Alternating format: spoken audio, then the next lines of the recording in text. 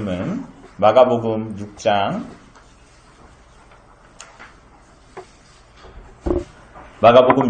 30절에서 44절까지의 말씀입니다. 마가복음 6장 30절에서 44절까지의 말씀. 제가 가진 성경으로 신약 성경 63쪽에 있는 마가복음 6장 30절에서 44절까지의 말씀입니다. 제가 봉독해 드리도록 하겠습니다. 사도들이 예수께 모여 자기들이 행한 것과 가르친 것을 낱낱이 하니 이르시되 너희는 따로 한적한 곳에 가서 잠깐 쉬어라 하시니 이는 오고 가는 사람이 많아 음식 먹을 겨를도 없음이라.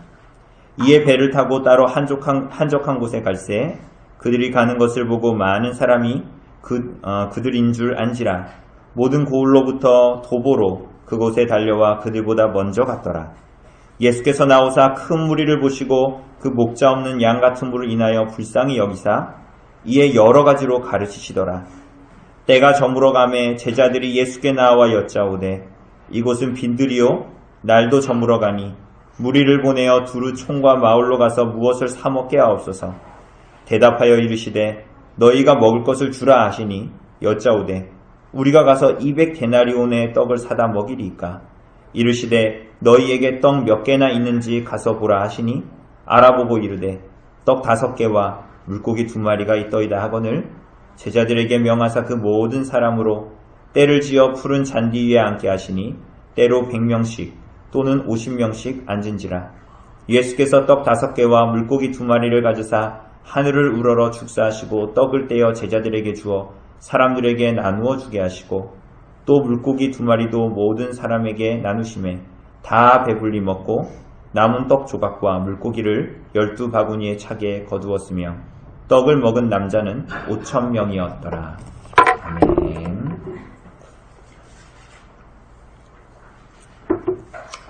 오늘 우리 사랑하는 여러분, 우리는 지난주 본문을 통해서 헤롯의 생일에 열렸던 이 만찬에서 있었던 일들 우리들이 함께 살폈습니다. 그 헤롯의 생일의 잔치였죠. 그 자리에는 천부장, 유대인들의 천부장을 비롯한 귀인들이 자리했고 우리가 알다시피 헤로디아의 딸은 그 헤롯의 마음을 들뜨게 하는 춤을 추었고 헤로디아의 딸은 세례 요한의 머리를 구하게 됩니다. 세례 요한은 쉽게 얘기하면 그 술자리 판에 오락거리 정도로 그 목숨을 잃었지만 세례 요한의 태어남부터 사실은 그의 죽음까지가 모두 다 허탄한 그의 죽음까지도 허탄한 죽음이 아니라 정말 하나님께서 그를 이 땅에 부르신 이유와 목적에 온전히 응답하는 삶이었다라는 것을 우리들은 볼 수 있었습니다. 심지어 세례 요한의 이 헤롯 왕궁에서의 이 죽음조차도 그의 죽음조차도 허탄해 보이는 그의 죽음조차도 결국은 헤롯이 유대인의 왕이 아니라 정말 유대인 하나님의 백성들의 참된 왕이 오셨고 그분이 예수 그리스도다라는 것을 증거했습니다. 그래서 예수님 앞서 나타난 하나님의 말씀대로 앞서 나타난 이 세례 요한의 죽음은 곧 있을 우리 주 예수 그리스도의 십자가의 죽으심을 예견하는 것이었고 또한 그 세례 요한의 죽음은 그 예수 그리스도를 좇아 주님을 믿고 따라갈 모든 제자들의 삶의 결국이 어떠한 것인가, 어떠한 결론에 이르게 되는가, 결론뿐만이 아니라 그들의 인생이 어떻게 자기를 부인하고 자기를 십자가에 못 박는 삶으로 나타날 것인가, 그래도 예수님을 좇겠는가, 이러한 도전을 우리들에게 주는 것이 바로 세례 요한의 삶이었습니다. 오늘날 이 땅을 살아가는 사람들 그리고 때로는 우리들도 사실 지난주에 보았던 헤롯의 잔치와 같은 류의 마음이 쏠립니다. 우리가 사는 이 세상은 사람들이 흔히 시쳇말로 할 때 뭐 낙이 있냐 이런 거나 누리자 라고 하는 말처럼 세상이 낙이라고 하는 즐거움이 있고 쾌락이 있고 이 세상에는 좋은 음식과 음료들이 지천에 널려 있습니다. 더군다나 우리가 사는 이 한국이라는 이 나라는 이 지구상에서도 손에 꼽히는 10손가락에 뽑히는 잘 사는 나라죠. 나라죠, 그죠? 먹을 것과 마실 것이 지천에 널려 있습니다. 헤롯의 잔치에는 그리고 그들의 수준에 맞는, 내 마음에 안 드는 사람, 내 수준에 맞지 않는다고 하는 사람들은 다 그 자리에서 물리고, 내 기분에 딱 맞춰줄 사람, 내 즐거움에 장단을 맞춰줄 사람 들만이 있습니다. 헤롯의 왕궁에서 벌어지는 잔치는 사실은 이러합니다. 그리고 세상을 사는 사람들은 대부분 이 헤롯의 잔치에 참여하고 싶어 합니다. 헤로디아의 흥을 돋우는 춤이 있고, 내 마음에 쏙 들고 나에게 아부하는 사람들이 주변에 있고, 수많은 즐거움들이 주변에 있는 것, 거기에 동참하기를 원하죠. 사랑하는 여러분, 그러나 오늘 구주 예수께서는 헤롯의 만찬의 소식, 생일잔치, 그리고 그 자리에서 세례 요한이 목베어 죽임을 당한 그 소식을 듣고 전혀 다른 한 만찬을 준비하십니다. 그런데 그 만찬은 헤롯처럼 화려한 왕궁에서 벌어지는 것이 아니라 빈들, 광야에서 벌어지는 잔치입니다. 그리고 그 만찬에는, 헤롯의 만찬에는 화려한 옷을 입은 귀인들이 참여했지만은 예수님이 여시는 이 만찬에는 목마르고 굶주린 사람들이 모두 다 모여듭니다. 그리고 헤롯의 생일잔치에서 벌어지는 그 만찬은 나의 즐거움과 만족을 위해서라면 거룩하고 의로운 것이라도, 혹은 거룩하고 의로운 사람이라도 희생시키고, 그러므로 흥분과 쾌락을 맛보는 만찬이지만, 예수님께서 이 빈들에서 여시는 이 만찬은 자신을 죽여, 자신을 희생하여 모든 목마른 자들과 굶주린 자들을 부욕해 하시고 풍성케 하시는 만찬입니다. 더 나아가서는 헤롯의 성전에서의 만찬은 어떤 자격과 조건이 주어져 있는 자들만이 참석할 수 있는, 귀인들만 참석할 수 있는 만찬이었지만은, 예수께서 빈들에서 여시는, 자신을 희생하셔서 자신을 주시는 이 만찬은 누구든지 목마르고 굶주려서 그리스도께 나아오는 자들, 그리스도를 믿고 의지하는 자들은 누구든지 나올 수 있는 잔치, 만찬입니다. 오늘 본문은 그 만찬에 대해서 소개합니다. 이 사건이 무슨 사건이라고 우리가 흔히 얘기하죠? 그죠? 교회 안 다니는 사람들도 아는 뭡니까? 오병이어 사건입니다. 제 모교회인 강릉제일교회 바로 앞에 이단이 거기를 운영한다는 얘기도 있는데, 그 앞에 있는 그 떡집의 이름이 12광줄입니다. 그 12광줄이 이 오병이어 사건으로 말미암아 그 잔치가 얼마나 풍족했던지 12광줄이, 12바구니가 남을 정도의 예수께서 여시는 그 만찬, 여러분, 그게 예수님이 여시는 만찬이고, 사실은 궁극적으로는 오늘 여러분과 저에게 그리스도께서 주시는 만찬이고, 그래서 오늘 사실은 여러분과 저는 예배 가운데 왔고, 정말 다양한 마음과 생각들 가운데 왔고, 또 피곤한 가운데 왔지만, 사실은 우리들은 만찬 가운데에, 그리스도께서 여신 만찬 가운데에 하나님께 나온 자들입니다. 사랑하는 여러분, 오늘 본문 31절을 보면 예수님은 복음 전도를 하고 돌아온 제자들에게 잠시 쉬어라 라고 말씀하십니다. 그래서 배를 타고 한적한 곳으로 가십니다. 그런데 그 사람들이 이 예수님과 제자들이 어디로 가는가라는 것을 보게 되고 찾게 되고, 그래서 그 배가 도착할 곳에 미리 가서 도보로 가서 기다리게 됩니다. 여러분, 이 사람들은 왜 이렇게 예수님과 그 제자들을 만나려고 했을까요? 여러분들, 이 사람들이 예수님을 붙잡고 찾은 것은, 제자들이 있는 곳을 찾아간 것은 우리들이 지난번에 본 대로 헤롯처럼,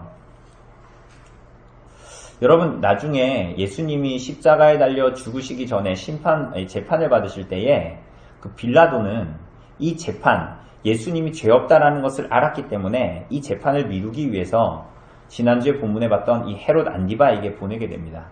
그런데 이 헤롯 안디바는 예수님이 어떤 기적과 이적을 행할까 궁금해합니다.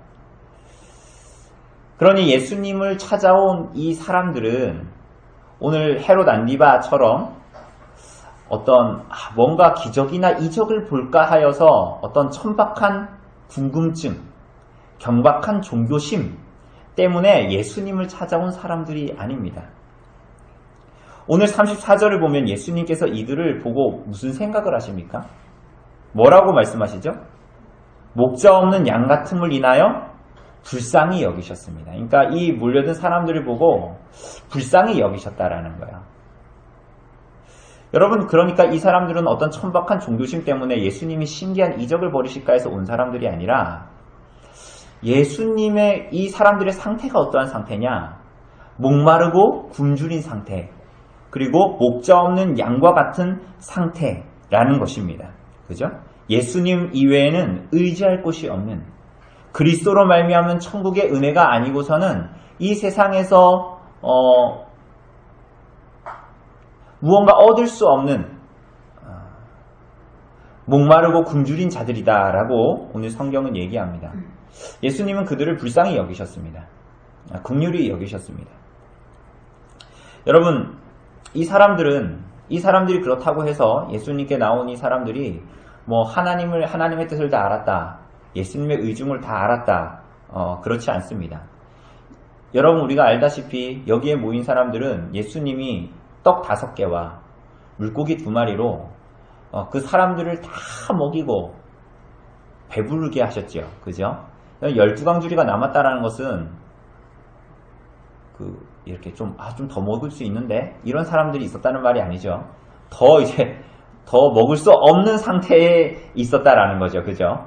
그래서 12강주리가 남았다라는 건데, 이 사람들은 그것을 경험하고 자신들의 배부름 때문에, 하나님께서 나를 배부르게 하셨기 때문에, 예수님께서 나를 배부르게 하셨기 때문에 왕으로 모시려고 했던 사람들입니다. 그죠? 이 사람들의 그럼 의중에는 뭐가 있을까요? 내가 이 예수님만 왕으로 모시면 내가 일생 일 안 해도 내가 피곤하게 일 안 해도 배부르겠다, 이런 생각으로 예수님을 모시려고 했던 사람들입니다. 결국은 이 사람들은 다른 것이 아니라, 예수님은 다른 것이 아니라 이들을 불쌍히 보신 것은 이 사람들이 어리석기 때문이에요. 이 사람들이 하나님을 알지 못하기 때문이에요. 이 사람들이 하나님의 말씀의 교훈이 뭔지 모르는, 심지어는 그 말씀의 교훈을 가르침받지도 못해서 예수님께서 그들을 보면서 불쌍히 여기셨다라는 거예요. 그것을 마가는 기록하기를 예수님께서 그래서 이 사람들을 목자 없는 양 같음을 알고 불쌍히 여기셨다, 이렇게 말하는 것입니다. 오늘 사랑하는 여러분, 하나님께서 오늘 여러분과 저를 하나님의 백성으로 불러주시고, 오늘 어떠하든지 오늘 교회 가운데에 여러분과 저를 부르셨습니다. 여러분과 저를 주님께서 부르신 것은 여러분들에게 어떤 자격과 조건이 있어서가 아니죠. 여러분의 지난 일주일의 삶을 돌아보고 오늘 하나님 앞에 나온 여러분 자신을 보면 여러분이 하나님 앞에 가지고 온 것은 무엇입니까? 우리가 하나님 앞에 가지고 온 것은 죄밖에 없죠. 우리들에게는 전혀 자격과 조건이 없습니다. 심지어는 우리들에게는 불경건한 것들밖에 없기 때문에 거룩한 하나님의 존전에 나아갈 수가 없습니다. 그럼에도 불구하고 오늘 우리들이 주님 앞에 나온 것은 우리들에게 어떤 자질과 조건이 있기 때문이 아니다라는 것을 오히려 말합니다. 구주 예수께서 여러분과 저를 불쌍히 여기셨기 때문에 주님께서 우리들을 사랑하시고 오늘도 보호하시고 오늘도 말씀으로 우리들을 가르치시는 것이지요. 우리는 자주 이것을 잊기 때문에 구주 예수의 은혜를 누리지 못해요. 내가 어떤 자리에 있었는지를 자꾸 잊게 되고 그런 나에게 구주 예수께서 어떠한 일로 우리들에게 은혜를 베푸셨는지를 자꾸 잊게 됩니다. 그래서 예수님의 말씀이 예수님을 우리를 위해서 죽으셨다, 나를 위해서 죽으셨다라는 것이 너무나 감미로운 음악처럼 들리고 너무나 달콤하게 들리고 그래서 그분의 사랑과 은혜에 감격하여 어쩔 줄 모르는 삶으로 치닫게 하기보다는 예수님 믿고 사는 것이 그저 그렇고 때로는 피곤하고 더 나아가서는 은혜를 증거하는 그 말씀이 나의 일생에 뭔가 세상살이에 힘이 되고 능력이 되는 소용거리가 되어야 한다라고 생각하기도 합니다. 그러나 오늘 사랑하는 여러분, 그렇지 않습니다. 여러분, 말씀과 기도를 통해 매일 하나님께 나가셔야 합니다. 왜 그렇죠? 그리스도께서 여러분을 어떻게 사랑하셨는가 하는 것을 기억하셔야 되기 때문입니다. 말씀과 기도를 통해 하나님께 나아갈 때 하나님께서는 여러분과 저에게 말씀하십니다. 깨닫게 하십니다. 무엇을요?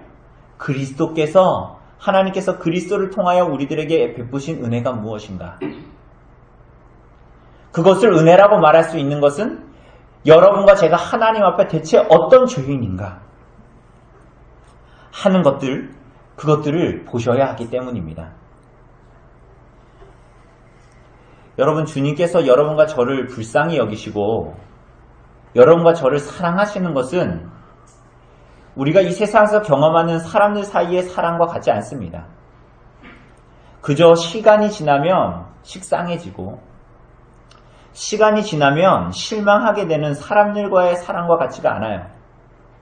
마치 어제 먹었던 1.5리터 콜라를 먹고 뚜껑을 잘 닫아놓는다고 닫아놨는데 오늘 마시려고 보니 여러분이 김이 다 새버린 그런 콜라 같지 않다라는 거예요. 여러분, 시편 기자는 여러분과 저에게 주신 하나님의 사랑이 어떻다고 얘기합니까? 그 사랑이 사람의 사랑 같지가 않아서 아침마다 새롭고 늘 새롭다라고 말합니다. 하나님이 우리들에게 주시는 사랑은 그저 그런 사랑이 아니라 그 한 조각만 우리에게 떨어져도 아침마다 새롭고 늘 새롭다. 우리가 지난주 오후에 본 대로 어제나 오늘이나 내일이나 하나님이 동일하시다라는 것은 그저 식상한 사랑, 매일 먹는 삼시세끼의 밥 같은 것이 아니라 늘 새롭고 아침마다 새로운 사랑이다 라고 말하고 있는 거야. 여러분, 때로는 우리가 사람들 간에 서로 사랑하고 그죠? 자식들이 효도하고 우리가 부부간에 사랑하는 것도 때로는 우리들의 가슴을 뛰게 하지 않습니까? 하물며 영존하시는 하나님이 하나님의 약속과 그 무한하신 사랑에 의하여 사랑하시겠다라고 하는 그 죄인들에게 그 불쌍히 여기시는 자들에게 쏟아부으시는 사랑이야 말할 것이 무엇이겠습니까? 여러분, 오늘도 우리 하나님이 우리들에게 부어주신 사랑이 여러분 그와 같이 동일합니다. 여러분의 마음은 매일같이 바뀌고 내가 지난주에는 예배하고 싶었는데 오늘은 예배하기 싫고 조석 간의 마음이 바뀌고 안색이 변하고 들락날락한 것이 바로 여러분과 저의 심령이고 여러분과 제가 가지고 있는 사랑이라고 하는 것이지만 그리스도는 어제나 오늘이나 내일이나 동일한 자비와 은혜를 베푸시는 분이십니다. 생명 되신 그분의 말씀으로 오늘 여러분과 저를 오늘도 먹이시기를 원하시는 것이에요. 그런데 이 예수님이 이 빈들에 모인 사람들을 그렇게 사랑하셨다라는 거예요. 그런데 어떤 일이 일어나죠? 그 사랑이 더욱더 극명하게 드러납니다. 35절을 보면 그 사람들이 너무 불쌍해서 예수님이 여러모로 가르치십니다. 목자 없는 양 같은 걸 알고 이들이 인생을 이렇게 방황하는 것을 알고 그런데 날이 저물어 가죠. 제자들이 예수님께 그래서 제안을 합니다. 무슨 제안을 해요? 예수님, 여기가 빈들이고 날도 저물어 갑니다. 그러니까 이 사람들을 주변에 있는 어디로? 마을로 보내서 뭐든지 먹게 해야 됩니다. 이렇게 얘기해요. 여러분, 합리적인 제안이죠. 제자들의 말이 이게 이상합니까? 매우 합리적입니다. 여러분, 이때 무슨 우리가 핸드폰이 있어서 배달 앱이 있는 것도 아니고 무슨 햄버거를 배달시킬 수 있는 것도 아니지 않습니까? 우리가 알다시피 배달을 시킨다 한들 이 5천명 만 명이 먹는 햄버거를 어떻게 빨리 만듭니까? 그런데 예수님이 이 제자들의 합리적인 제안에 비합리적인 제안을 하십니다. 그게 뭐죠? 너희가 먹을 것을 주라. 그러니까 너희가 먹을 것을 주라. 여기에서 너희는 제자들이지 않습니까? 이게 무슨 말이죠? 지금 이들이 있는 곳은 어디예요? 빈들 광야입니다. 그런데 예수님은 왜 이런 말도 안 되는 제안을 하실까요? 여러분, 이 오병이의 사건은 예수님의 이적 중에 아주 특별하게 모든 사복음서에 다 기록되어져 있는데, 특별히 요한복음 6장에서 예수님이 이렇게 말씀하신 것은 제자 중에 한 사람인 빌립을 시험코자 하십니다 라고 기록합니다. 예수님이 이렇게 제자들에게 말씀하신 것은 이적으로 말미암아 드러내시고자 하는 천국의 비밀, 하나님 나라의 비밀을 가르치시기 위함이었어요. 여러분, 그러니 이것을 이해하지 못하고 있는 제자들이 뭐라고 얘기합니까? 주님, 뭐라 그래요? 우리가 가서 200데나리온에 떡을 사다가 이 사람들한테 줘야 되겠습니까? 이렇게 이제 얘기하죠. 여러분, 당시에 이 노동자가 하루 품삯, 노가다를 해서 막노동을 해서 하루 품삯이 1데나리온입니다.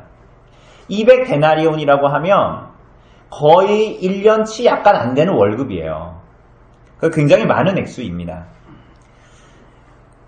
여러분, 이 돈이 제자들에게 있었을까요?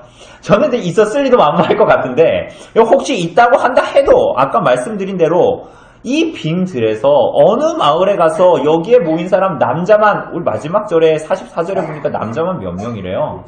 남자만 5,000명입니다. 그러니까 남자만 5,000명인데 여러분, 우리 집처럼 아이가 셋 있는 집도 있었을 거 아닙니까? 그럼 와이프도 있었을 거고, 그러면 거기에 있는 사람이 최소한 10,000명은 넘었을 건데, 여러분, 저희가 아이들 어렸을 때는 어디 가서 뭐 사 먹으면 2인분만 시켜서 같이 나눠 먹으면 되는데, 지금 저 아이들 얼마나 잘 먹는지 나단이도 성인 1인처럼 먹어요.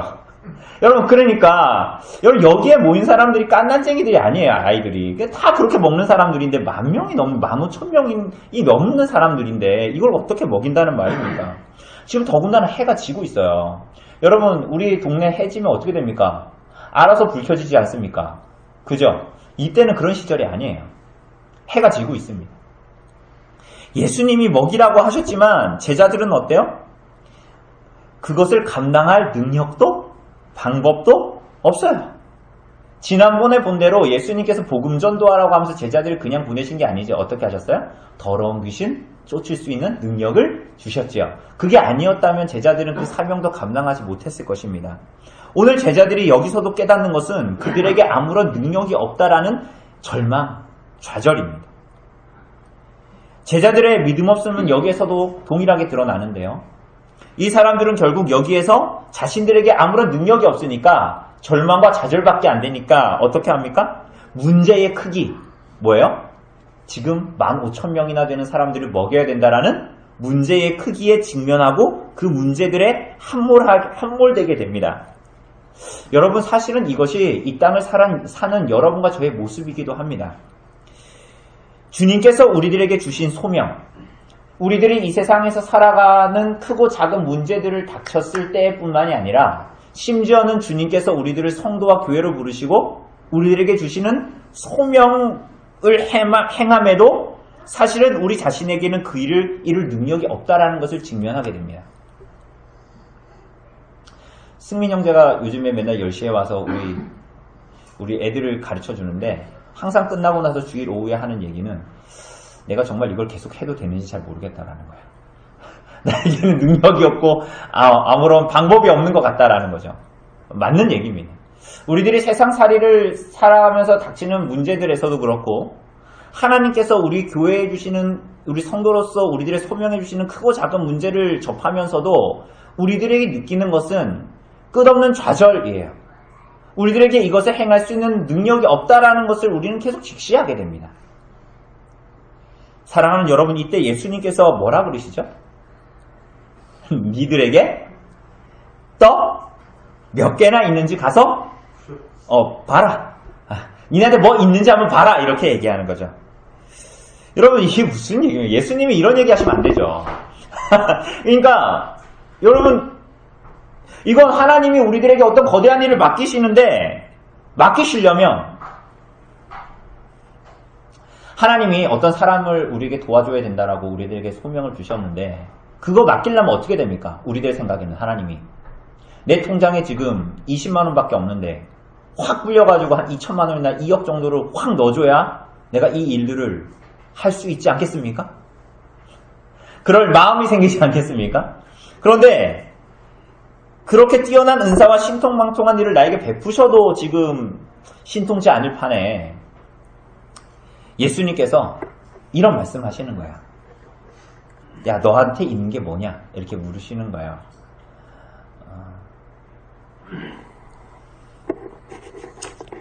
이 오병이어의 사건 앞에서 이 제자들에게 마치 보일러 수리공이 있다면, 야, 너한테 뭐 있는지 찾아봐라 이러시는 거예요. 저한테 있는 거 창고에 제 도구함에 있는 망치, 드라이버, 가위 이런 거밖에 없는데요. 그런데 이게 대체 나에게 하나님의 일을 하는데 무슨 도움이 되겠습니까? 어쨌거나 근데 주님은 제자들에게 뭐가 있는지를 물어보세요. 여러분과 저에게 뭐가 있는지를 물어보시는 거예요. 그러니까 우리들은 생각하죠. 하나님의 일을 할 때 하나님이 나에게 뭘 부어주셔야 뭘 할 수 있다라고 우리는 자꾸 생각이 들지 않습니까? 그래서 나에게 무엇을 주기 전까지는 난 이것을 감당할 수 없다라고 생각을 하죠. 근데 주님께서는 너희에게 무엇이 있는지를 보라 하십니다. 제자들에게 있는 게 찾아보니까 뭐였어요? 그야 말 그대로 떡 5개와 물고기 2마리. 그걸 뭐라 그럽니까? 내자로. 오병이어죠. 여러분들 여기서 떡은 오해하시면 안 됩니다. 우리가 알다시피 이건 초대형 롤케이크 아닙니다. 그죠? 여러분, 물고기 2마리라고 해서 물고기가 10,000명 먹을 정도니까 뭐 고래 정도 되나?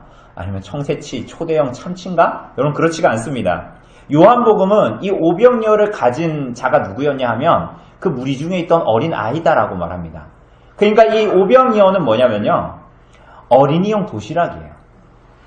이 오병이어의 용량은 어린아이가 갖고 다닐 만한, 먹을 수 있을 만한 도시락 정도의 양이었던 거예요. 근데 이게 대체 뭐라는 말입니까? 어떻게 이 초로 한 자에게서 나오는 이것들로 하나님은 이 거대한 문제, 10,000명이 넘는 사람이 먹어야 하는 일을 감당할 수 있을까요, 제자들이? 한숨이 나옵니까? 안 나옵니까? 나오지요. 그래서 우리들은 때로 여러분의 삶에서, 우리들의 삶에서 자주 한숨을 쉽니다. 대개는 이런 한숨은 교회의 일이 아니라 대부분 우리들은 세상살이에서 경험하는 많은 일들 때문에 한숨을 쉽니다. 제자들처럼. 그리고 예수님의 말씀이 힘이 없다라고 생각하고 비합리적이라는 생각이 말하지 않아도 눈빛으로 서로가 알 수 있을 정도로. 그러면서 우리 안에 불평이 일어납니다. 그게 뭐예요? 제게는 왜 이것밖에 없습니까? 하나님 제 인생에 이것 줘놓고 대체 무엇을 찾으려고 하십니까? 저는 아무것도 드릴 것이 없습니다. 라고 자주 한숨을 쉬며 불평을 합니다. 여러분, 하나님을 그렇게 대하는 것은 하나님을 고작 여러분의 창고, 도구함에 있는 드라이버나 망치나 가위처럼 대하는 것이나 마찬가지입니다. 제자들은 자기 자신을 들여다보고 자신들의 세상을 살아가는 판단에 의거해서 눈에 보이는 상식적이고 합리적인 판단에만 근거해서 부족한 것들에 집중하고 불평합니다. 그러니까 그 일을 원하시는 분, 여러분과 저는 하나님이 우리들의 목자라고 말하지 않습니까? 그렇게 말하면서 우리들의 삶에 일어나는 문제들에 대처해야 하는 것들, 그리고 교회적인 사명을 감당해야 하는 것들에 대해서 우리는 부족한 것에 집중하는 거야. 그래서 내 삶과 우리 교회적인 사역 가운데에 하나님이 원하시는 것이 무엇인지, 그 일이 누구의 일인지, 심지어는 누가 이루시는 일인지를 잊어버리게 됩니다.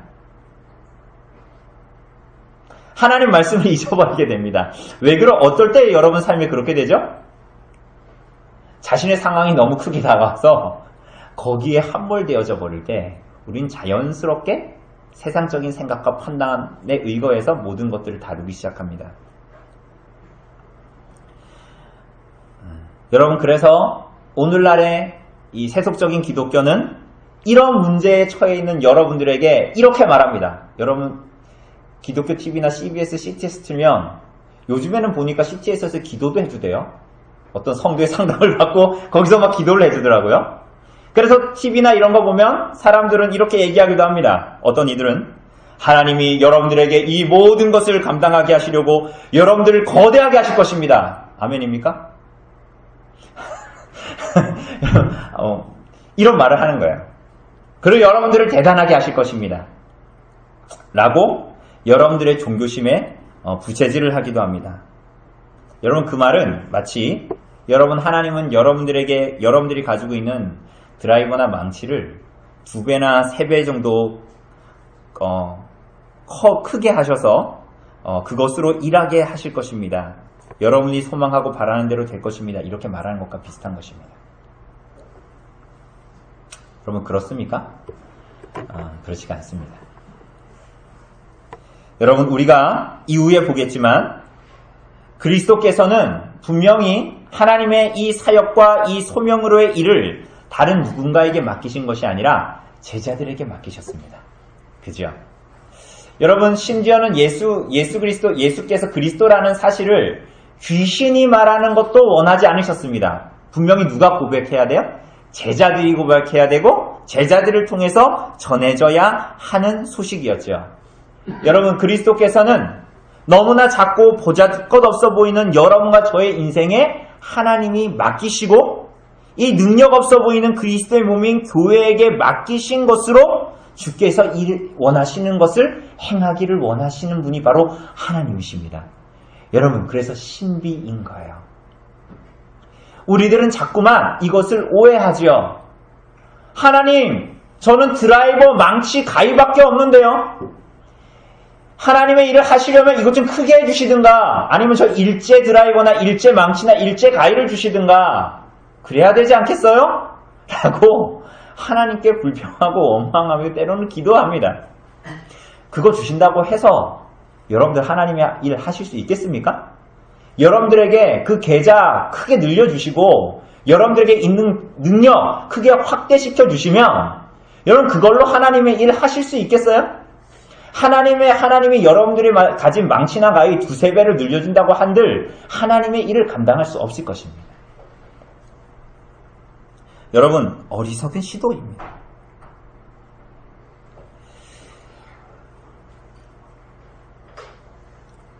여러분, 헛된 망상을 가지시면 안 돼요. 하나님을 믿는 자들이 록펠러처럼 부자가 되지 않습니다. 더 놀라운 것은 하나님은 그렇게 일하시기를 원하시지 않습니다. 구주께서는 여러분들이 어떤 능력을 갖게 되는 것을 원하지 않으십니다. 그럼 뭘 원하실까요? 그리스도를 사랑함으로 그분과 함께 삶의 여정을 함께 하기를 원하세요. 어떻게요? 그분을 사랑하고 그분을 기뻐하고 그분의 뜻에 귀를 기울이고 주님의 뜻을 구하며 살기를 원하십니다. 여러분, 그럴 때에 여러분과 제가 가지고 있는 망치와 가위는 힘이 없지만 그리스도와 동행할 때에 그리스도께서 우리가 주님께 기쁨으로 드리는 우리들의 삶의 모든 것들, 그 자그마한 망치와 그 힘없어 보이는 가위가 주님의 손에 맡겨질 때에 주님께서 하나님의 일을 하시는 거예요. 놀랍게도. 여러분, 그게 다입니다.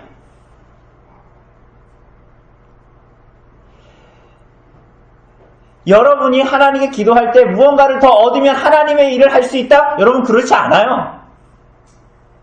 내 월급이 더 늘어나면 하나님께 더 순종할 수 있다? 그렇지 않아요. 성경에 그런 사람들이 어디에 나타납니까? 교회사에 그런 사람들은 대부분 실패했습니다. 하나님은 여러분이, 제자들이 주님을 믿고 주님에 따라 주님과 함께 동행하기를 원하시는 거예요. 여러분 그것이 하나님을 가장 기쁘고 영화롭게 하는 것입니다. 왜 그럴까요? 여러분들이 하나님께 기도해서 이따만한 망치와 이따만한 가위를 가지면 여러분이 일을 하지만 여러분이 가진 아무런 능력이 없는 것 같은 드라이버, 망치, 가위, 국자를 가지고 주님께 드리면 누가 일하시는 거예요? 하나님이 일하시기 때문이에요.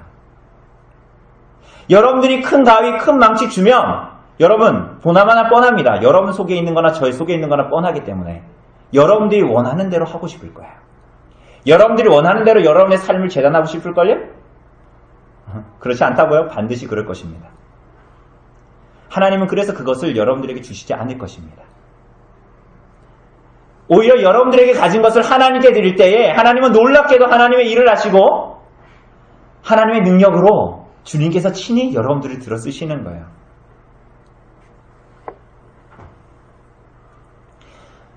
사랑하는 여러분, 그래서 예수님께서는 너희에게 뭐 있냐? 네 주머니에 뭐 있는데? 이렇게 물어보시는 거예요. 그러면서 예수님께서 어떻게 하라고 하시죠?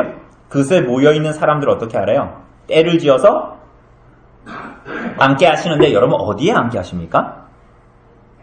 어디에 앉게 하세요? 예, 39절에 보면 푸른 잔디 위에 앉게 하세요. 여러분 근데 요한복음 6장 4절에 이 오병이어 사건을 기록하면서 이때가 6월절이 가까웠다. 언제요? 6월절이 가까웠다. 그러니까 여러분 이 이스라엘에서 푸른 잔디가 남아있다라는 것은 5월 이전을 얘기합니다. 그런데 이 5월 이전은 언제냐면 6월절이 다가오고 있다라는 것 그대로 나타내고 있는 시기입니다. 목자 없이 유리하는 자들을 불쌍히 여기신 예수님께서 그들의 목자가 되셨죠? 그리고 그들에게 가르치시고 먹이시기를 원하십니다. 이것은 마치 시편 23편 2절에서 말하는 대로 그가 나를 푸른 풀밭에 누이시며 쉴만한 물가로 인도하시노다라는 고백이 이 목자 없는 무리와 같은 예수님께 모여든 무리들에게 나타나고 있는 거예요. 여러분 시편 23편 1절에서 시작할 때 뭐라고 고백합니까? 여호와는 나의 목자시니. 시편 23편의 그 말씀이 그대로 이 목자 없는 양과 같이 줄이고 목마른 무리들에게 나타나고 있는데 그분이 누구다? 예수님이시다. 바로 이 예수님이 하나님의 아들이시고 시편 23편이 말하는 여호와이시다 라는 것을 그대로 드러내고 있습니다. 여러분 빈 들을 푸른 초장으로 만드시는 분, 광야를 내 눈에 보기에 광야와 같은 것들을 푸른 초장으로 만드시고 그 안에서 나를 먹이실 수 있는 분, 내 능력으로 빈들과 광야에서 살아가는 것이 아니라 그리스도께서 나의 목자이시기 때문에 나를 먹이시고 나를 쉴만한 물가로 인도하신다라는 것을 그대로 드러내고 있는 것이에요. 여러분뿐만이 아닙니다. 예수님이 제자들을 통해서 100명씩 50명씩 앉게 했습니다. 여러분 출애굽기에 보면 하나님께서 모세를 통해 이스라엘 백성들을 광야에서 인도하실 때에 1000부장, 50부장, 100부장을 두셨습니다. 여러분 1000부장은 몇 명을 거두는 사람이요? 1000명. 50부장은 50명. 광야에서 이스라엘을 백성들을 친히 먹이신 여호와 하나님이 오늘 약속대로 오신 누구시다? 예수 그리스도시다라는 걸 그대로 나타내는 거예요. 주님께서 이들에게 무엇을 주십니까? 떡 5개와 물고기 2마리를 주십니다. 그런데 그거 주시기 전에 어떻게 하죠? 축사하시고 기도하셨죠? 하늘을 우러러 축사하시고 제자들에게 10,000명이 넘는 자들에게 나누어 주게 하시죠. 42절이 말하는 대로 다 배불리 먹었고요. 더 이상 먹을 수가 없어서 남긴 음식이 43절이 말하는 대로 12바구니였습니다. 여러분, 이 일은 여러분과 저에게 무엇을 교훈합니까? 그럼 마가는 이 얘기 왜 기록하고 있습니까? 여러분, 오늘 2000년 전에 예수께서 이 일을 하셨으니 오늘 그리스도를 믿은 여러분과 저는 이와 같이 초자연적인 일을 하라고 주님께서 말씀하시는 것일까요? 그렇다면 2000년 동안 이 땅에 있는 그리스도의 교회와 모든 제자들이 있었음에도 불구하고 왜 지구 반대편에는 지금도 사람들은 굶어 죽을까요? 왜 저 휴전선 너머에 있는 아이들은 여전히 오늘 우리들은 닭강정도 먹을 거고 떡도 먹을 거고 김밥도 먹을 건데 왜 저 휴전선 너머 밖에 있는 사람들은 왜 아이들은 저렇게 굶주리고 있을까요? 여러분, 이 일은 우리들에게 무엇을 말합니까? 여러분, 이 일의 진위를 알기 위해서는 예수께서 오병이어의 사건을 드러내신 그 진위를 분명히 알아야 합니다. 여러분, 오늘 본문 41절에서 예수께서 오병이어를 나누시는 모습, 가지시고 하늘을 우러러 축사하시고 떡을 떼어 제자들에게 주신 이 모습은 놀랍게도 예수께서 십자가에 달리시기 전날 밤 제자들에게 최후의 만찬을 하실 때에 그 만찬을 나누시는 모습과 너무나 유사해요. 14장 22절을 보면, 마가복음 14장 22절을 보면 그들이 먹을 때에, 이게 지금 십자가에 달리시기 전날 밤입니다. 그들이 먹을 때에 예수께서 떡을 가지사 축사하시고 떼어 제자들에게 주시며 이르시되 이것은 내 몸이다 라고 말씀하십니다. 예수께서 이 빈들의 만찬에서, 광야에서의 만찬에서 5개의 떡과 2마리의 물고기를 무리들에게 양식을 나누실 때에 가지시고 축사하여 떡을 떼시고 제자들에게 주십니다. 예수께서 14장 25절이 말하는 대로 진실로 너희에게 이르노니 내가 포도나무에서 난 것을 하나님 나라에서 새 것으로 마시는 날까지 다시 마시지 아니하시라라고 말씀하셨죠. 여러분, 그것은 무슨 말씀이죠? 예수께서 하신 최후의 만찬, 이 성찬은 하나님 나라에서 있을 메시아의 잔치를 미리 맛보는 것이라면 오늘 빈들의 만찬, 광야에서의 이 만찬은, 이들에게 주어진 오병이어는 이 땅에 오신 메시아, 목자로서 그 양들에게 먹이시는 메시아가 무슨 일을 하실 것인지를 나타내고 있는 것입니다. 정말 이들에게 주고 싶은 것이 무엇인지를 나타내는 사건이 사실은 오병이어의 사건입니다. 그래서 이 사건은 마가복음 14장에 나오는 예수님의 이 제자들과의 만찬과 동일한 단어들을 반복해서 사용하고 있는 거예요. 가지시고 축사하시고 떼어 주십니다. 사랑하는 여러분, 그리스도는 이와 같이 자신을 주시기를 원하십니다. 주님의 살과 피가 아니면 누구도 생명을 얻을 수 없기 때문이에요. 그것을 출애굽기의 광야의 빈들에 있었던 이스라엘 백성들은 무엇으로 경험합니까? 매일마다 하늘로부터 주어졌던 만나. 여러분, 그런데 이스라엘 백성들이 그때의 광야에서 빈들에서 주어졌던, 거저 먹었던 그 만나를 먹은 사람들은 하나님으로부터 받았지만 그 만나를 먹은 사람들은 다 어떻게 됐습니까? 모두 다 죽었지요. 그러나 오늘 빈들의 만찬에서 정말 이들에게 모든 것을 주시는 그리스도를 먹고 마시는 사람들, 하늘로부터 오신 그 구약의 이스라엘 백성들이 먹었던 만나가 아닌 정말 하늘로부터 오신 참된 만나이신 그리스도를 먹고 마시는 자들은 죽지 않지요. 유월절이 가까운 이 시기에 그들을 위해서 참으로 죽으신, 그래서 그 피를 문 지방과 문 설주에 발리기 위해 죽었던 그 어린 양의 예표이신 예수 그리스도께서 정말 그들의 피 흘린 죄에서 구원하시기 위해서 대신 피 흘리시기 위해서 이 땅에 오신 예수 그리스도, 그분을 드러내시고 나타내시는 것입니다. 그렇기 때문에 그분이 정말 빈들에 있는 그 목자 없는 양무리와 같은 자들의 참된 목자가 되시고, 시편 23편이 말하는 대로 정말 그들을 푸른 초장으로 옮기시는 분. 그러므로 말미암아 빈들에서, 광야에서, 거기에서 나는 것이 최고인 줄 알고 그것을 구걸하듯이 일생을 살아가는 모든 자들에게 빈들과 광야에서 너희가 살아갈 수 있는 것이 아니라 그것을 푸른 초장으로 만드시는, 어떻게? 자신을 주심으로 푸른 초장과 같이 만드시는 예수 그리스도에게만 생명이 있다라는 것을 말씀하신 거예요.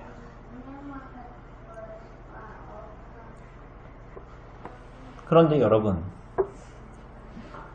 이 일을 누가 하셔야 가장 잘하실 수 있겠어요? 예수님께서 하셔야 가장 잘할 수 있죠. 그런데 예수님께서 또 한 번 비합리적인 선택을 하시는 거예요. 그 오병이어를 누구에게 주시는 거예요? 여러분과 저 같은 사람들에게 주시는 거예요.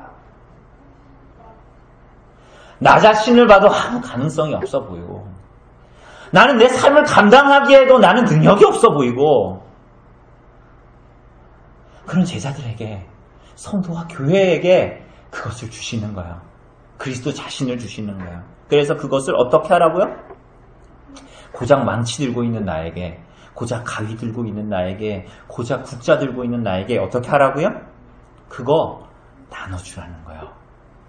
빈들의 광야에, 너희가 있는 빈들의 광야에 굶주리고 목마른 자들, 그거 먹어야 살 수 있으니 주라는 거예요. 그거를 우리들의 손에 주시는 거예요.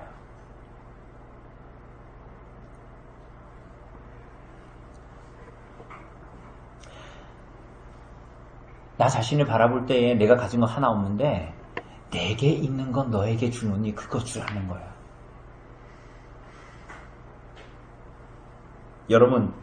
여러분과 저는 무엇을 받았습니까? 여러분에게 저에게 떼어서 주도록 여러분과 저에게 맡기신 것 무엇입니까? 여러분과 저의 손에 있는 것 무엇입니까? 오늘 본문, 오늘 설교 제목이 뭐예요? 오병이어를 받아든 손. 그 오병이어 뭡니까? 예수의 손에서 떨어진 그 오병이어, 모든 사람들을, 굶주린 자들을 배불리 먹일 수 있는 거, 그거 뭡니까? 천국의 의. 예수 그리스도께서 이루신 그 의, 성경이 말하는 그 복음의 의, 그거 우리들의 손에 주셨어요. 그거 먹이라고, 그거 증거하라고 모든 교회와 성도들에게 주신 거예요.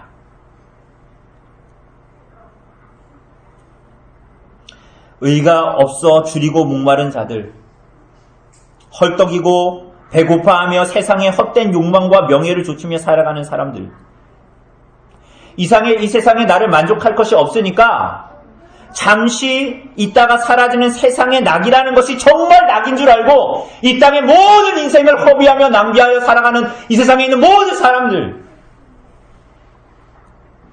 그래서 세상의 쾌락과 욕망이 나를 끝없이 채워줄 거라고 살아가고, 그 사람들에게, 그 헐떡이는 사람들에게 그거 주라는 거예요.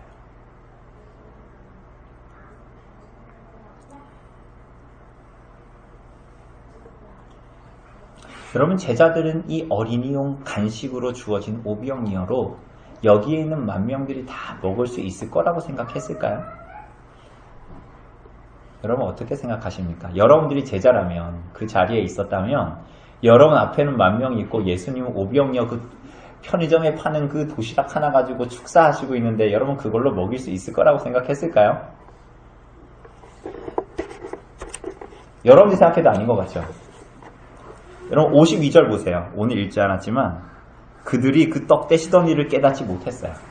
그러니까 예수님의 제자들은 그거 받아서 하면서도 어땠어요? 이해하지 못했던 거예요. 그러나 그럼에도 예수님은 어린아이와 같은 여러분과 저에게 그 오병이어를 주시고 그분의 손으로 여러분과 저를 사용하길 원하십니다.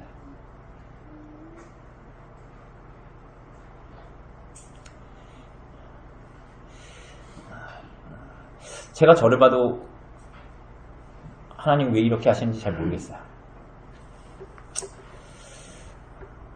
여러분과 저를 교회로 부르시고 여러분과 저를 그분의 손으로 부르셨습니다.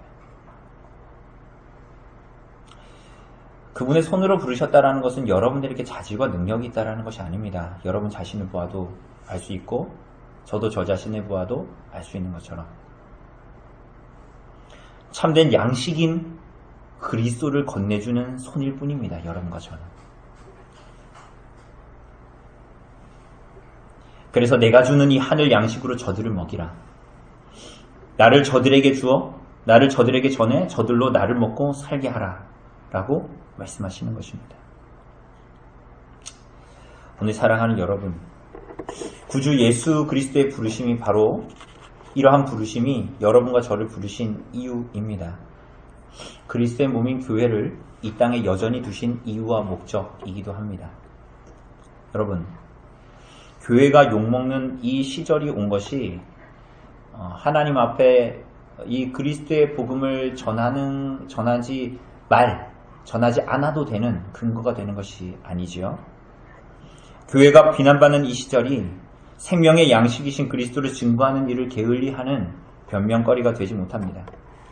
하나님께서는 어떤 시대에 있는지 간에 교회의 역사 안에서 하나님 그리스도를 조차 자기 십자가를 지고 주님을 좇는 자들을 언제나 남겨두셨습니다. 하나님의 택한 백성들을 여전히 남겨두시고 그들은 하나님 앞에 신실히 응답하고 하나님과 동행했습니다. 그래서 하나님은 그들을 생명의 양식인 그리스도를 전하는 그분의 손, 잃어버린 자가 구원받고 죄인이 의인되는 놀라운 기적을 그 남긴 교회와 성도들을 통해서 언제나 일하셨습니다. 오늘 사랑하는 여러분, 이러한 삶이 여러분의 삶이 되기를 간절히 바랍니다.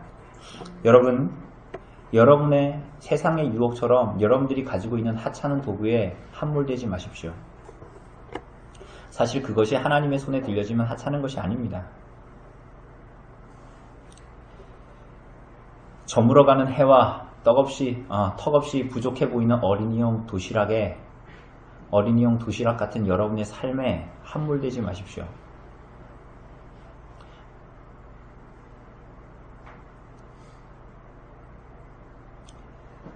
여러분, 거기서 눈을 거두셔서 42절이 말하는 대로 다 유대인과 이방인 구별 없이 남자와 여자와 아이 구별 없이 누구든지 의의가 없고 줄이고 목마른 자들을 먹이시는 구주 예수 그리스도께 모든 눈을 두십시오. 구주께서 우리들의 제자들이 보는 곳에서 승천하셨습니다. 제자들은 계속 하늘을 보고 있었죠. 예수님께서 왜 제자들이 보이는 곳 가운데에서 승천하셨을까요? 우리가 이 땅의 빈들과 광야와 같은 인생을 살아갈 때 우리들 자신을 보지 말고 이 땅의 것들, 빈들과 광야, 우리들의 눈에 보이고 만져지는 것들에 속해서 살지 말고 하늘로 올라가신 그리스도, 그분께 눈을 두고 이 땅을 살아가도록 우리들에게 요청하고 있는 것입니다. 여러분, 그리스도에게서 눈을 거두지 마십시오. 여러분, 그분이 먹이십니다. 그리고 그분이 주시는 양식은 다 배불리 먹고 12바구니에 가득하게 거둘 만큼 풍성하고 유효한 것입니다. 오늘 사랑하는 여러분, 그리스도의 살과 피가 여러분의 손에, 제자들의 손에, 교회의 손에 주어졌습니다. 여러분과 저의 인생의 소명으로 그 손으로 여러분과 제가 불림을 받았습니다. 여러분, 어떻게 살아가시겠습니까? 그러므로 그리스도를 진실하게 믿고 그분을 좇는 모든 사람들은 여러분은 하나님께 여러분의 인생을 두고 이렇게 물으셔야 합니다. 여러분의 가정과 직장에서 여러분의 가족과 친지들과 이웃과 동료들과의 관계에서 여러분은 하나님께 물으셔야 합니다. 무엇을요? 주님께서는 제가 무엇을 하기를 원하십니까? 주님께서는 제게 무엇을 하기를 원하십니까? 라고 물으셔야 합니다.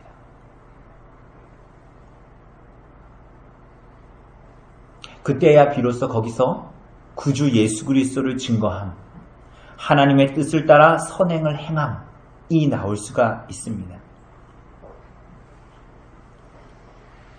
여러분, 그럴 때야 여러분은 눈에 보이는 것으로 사람들과 상황을 판단하지 않게 됩니다. 여러분, 그럴 때야 여러분은 그분의 성품으로 보이는 것들을 사랑하게 됩니다. 그분의 성품으로 보이는 것들을 귀하게 여기게 됩니다.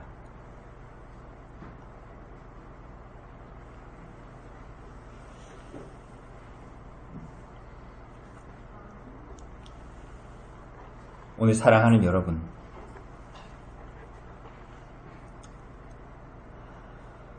안타깝게도 오병이어 사건을 경험한 사람들은 그 이상을 구하지 않았습니다. 예수님 믿고 배부르고 만사가 잘 됐으니 그분을 왕으로 모시면 더 잘 되겠다 라고 생각할 뿐이었습니다. 52절을 보면 제자들도 떡 대시던 일을 깨닫지 못하고 그저 사람들처럼 놀랄 뿐이었습니다. 그러나 오늘 사랑하는 여러분, 예수님을 진실로 믿고 따르는 자들은 세상에서 잘 살아보자, 이렇게 하니까 잘 안 다가오십니까? 예수님 믿고 내 살림이 좀 좋아지면 내가 원하는 것을 좀 선택하면서 살아보자 라고 하는 자들이 아닙니다. 예수님 믿는 사람들은. 여러분, 성령으로 시작했다가 육체로 마치시겠습니까?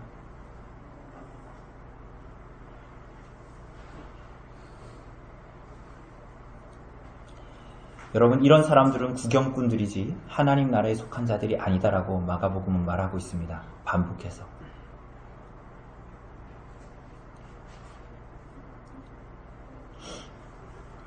오늘 사랑하는 여러분, 주님 앞에 여러분의 모든 삶으로 증거와 선행으로 순종으로 응답하게 되시기를 간절히 바랍니다. 그래서 헤롯의 왕궁보다 예수 그리스도가 계시는 빈들로 나아가시기를 바랍니다. 눈에 보기에 화려하고 흥분시키는 헤로디아의 딸의 춤보다 성령의 열매가 나타나는 것을 더 존귀하게 여기시고 사랑하시고 좇는 성도들이 되시기를 바랍니다. 그리스도께서 자신의 살과 피로 베푸신 만찬의 자리에서 배부른 자들, 열왕기하 7장에 나오는 사마리아 성문 밖에서 먹고 배부른 문둥병자들처럼 우리의 소위가 선치 못하다. 오늘날은 아름다운 소식이 있는 날이거늘 우리가 잠잠하고 있도다.